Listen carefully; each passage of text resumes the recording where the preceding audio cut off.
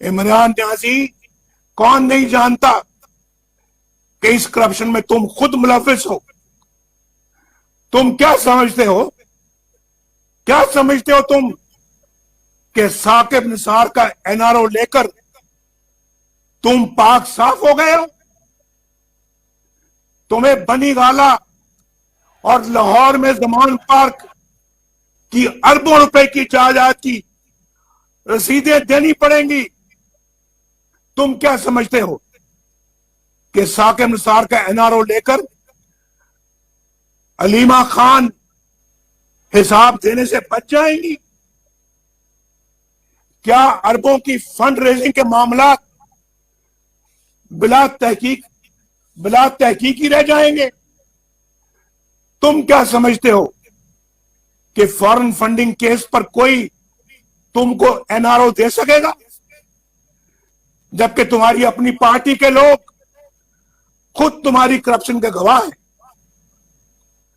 जवाब दो, तुमने वज़ीर आज़म की कुर्सी पर बैठकर चीनी बरामद करने की इजाजत कैसे दे दी और क्यों दे दी? चीनी के ज़खायर तो इतने नहीं थे कि एक्सपोर्ट हो सकती है, बरामद हो सकती। उसका नतीजा क्या निकला? 52 से चीनी की कीमत जो है 52 रुपए से 110 रुपए किलो हो गई।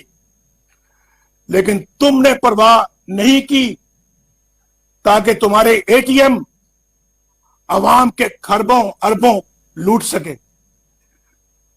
आपका फर्ज बनता है पाकिस्तान के रहने वालों, गुजरांवाला के रहने वालों, आपका फर्ज बनता है कि आप इसका हिसाब लो। ये अरबों खरबों आपके हैं, आपकी जेब से ये पैसा निकला है और इमरान खान और उसके हवारियों के जेबों में गया है और उसने लोगों को भगा दिया है। ये अरबों खरबों है, इस पे खामोश बैठना जुर्म है, जुल्म है, ज्यादती है। तुमने आज तक इमरान खान कोई ऐसा इकदाम नहीं किया जिससे चीनी की कीमत में कोई कमी हो सके। हम इसको चीनी की कीमत को 50-52 रुपए छोड़ के गए थे, 2 सालों में 100 रुपए से ऊपर चली गई है। गुजरांवाला के मेरे भाइयों, आपको मेरी बातें समझ में आ रही है या नहीं आ रही? तुम्हें इन भारी कीमतों के नीचे दबे हुए अवाम की इमरान न्याजी कोई परवाह नहीं है, न थी न है। तुम्हारा वजीर अद्वियात की कीमत में बेहिसाब इजाफा करके चलता बना, अवाम के अरबों लुट गए और तुम्हें इसकी कोई परवाह नहीं। और फिर जनरल आसिम सलीम बाजवा, जो कि पाकिस्तान की हुकूमत गिराने, बलोचिस्तान की हुकूमत गिराने और सेनेट के इंतखाबात चोरी करने के जुर्म में संगीन गद्दारी यानी आर्टिकल 6 का मुजरिम भी है, उसके बेहिसाब असासे सामने आ चुके हैं, मगर कोई तफ्तीश शुरू नहीं हो सकी। इस हुकूमत के होते हुए शायद होगी भी नहीं। नैब का वतीरा तो इल्जाम और सबूत के बगैर ही उठाकर ले जाना है।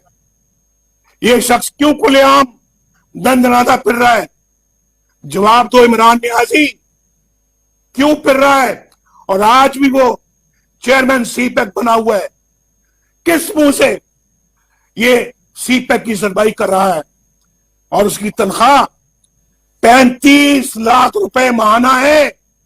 गुजरांवाला के अवाम भाइयों, क्या तनख्वाह है? 35 लाख रुपए तनख्वाह है उस शख्स की, जनरल आसिम सलीम बाजवा की।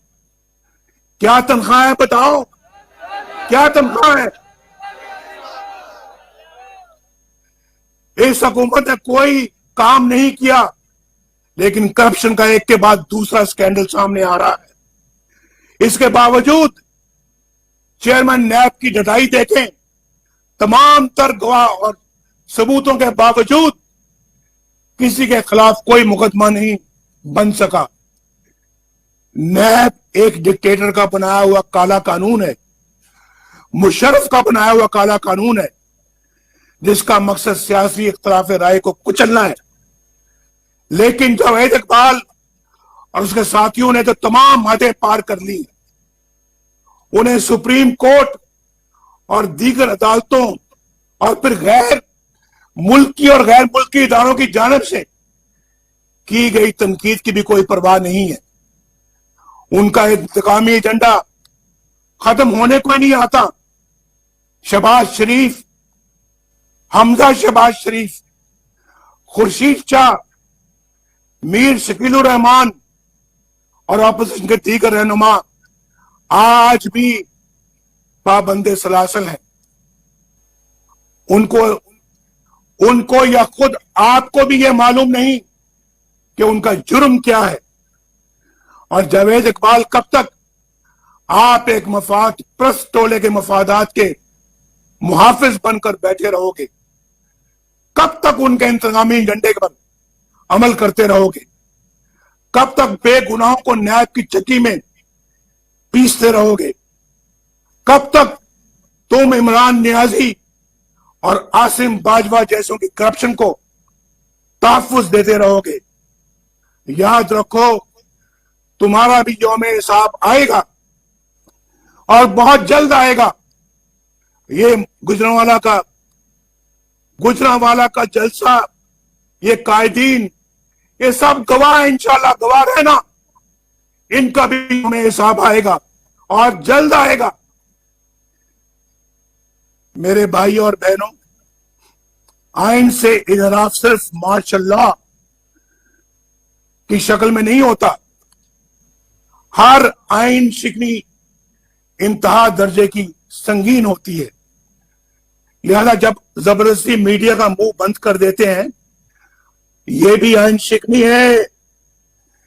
जब आप केबल ऑपरेटर्स को हरासा करके अपनी मर्जी के चैनल चलवाते हैं, तो यह भी आइन शिकनी है। जब आप जजों से जबरदस्ती मनपसंद फैसले लिखवाते हैं, तो यह भी आइन शिकनी है। आप अवाम का मैंडेट चोरी करते हैं और एक नाअहल तरीन शख्स को वज़ीर आज़म बनवा देते हैं, तो यह बदतरीन आइन शिकनी है। याद रखिए, एक आइन तोड़ने वाले शख्स के साथ साथ वो तमाम लोग भी आइन शिकनी के मुर्तकिब होते हैं जो उसकी मदद करते हैं या उसका हुक्म मानते हैं।